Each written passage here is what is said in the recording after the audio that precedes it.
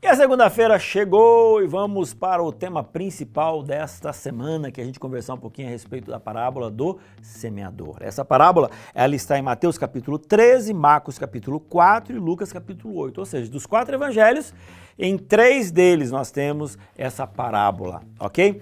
Bom, quando a gente fala sobre parábolas, a gente imagina, como eu expliquei ontem, né, algumas figuras, algumas situações que as pessoas estavam vivenciando, ou elas viam, ou elas conheciam. Então eu fico imaginando Jesus conversando ali com aquela multidão e ao longe ele vendo ali um semeador e ele olha, fala assim, gente, vocês estão vendo aquele semeador ali? Vocês estão vendo o que está acontecendo?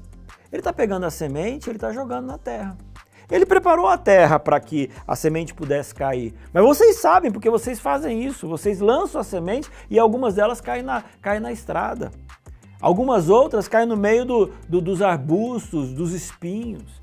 Algumas delas caem numa terra boa. Vocês sabem o que acontece quando uma semente cai no meio do caminho, de repente vem agora um cavalo e passa por cima e ela morre, ela não consegue nem crescer.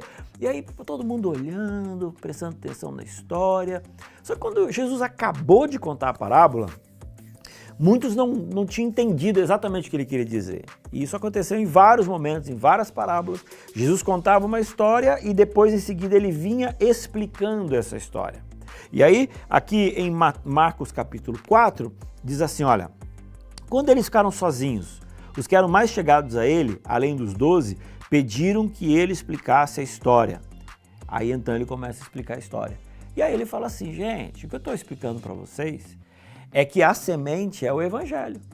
E aí então ele cai num coração de pessoas que têm um jeito, cai no coração de uma outra pessoa que aceita, outra que não aceita, outra que está cheia de tanto problema que não consegue nem dar valor para a mensagem. Aí eles, agora entendi. Então, quando a gente olha para essa mensagem, para essa parábola, basicamente o semeador é o próprio Jesus, a semente é o evangelho e os diferentes estilos de solo é o seu coração e o meu coração. E aí agora fica a grande pergunta, né? Como é que é o seu coração? Como é que é o meu coração? O evangelho está crescendo? Está desenvolvendo?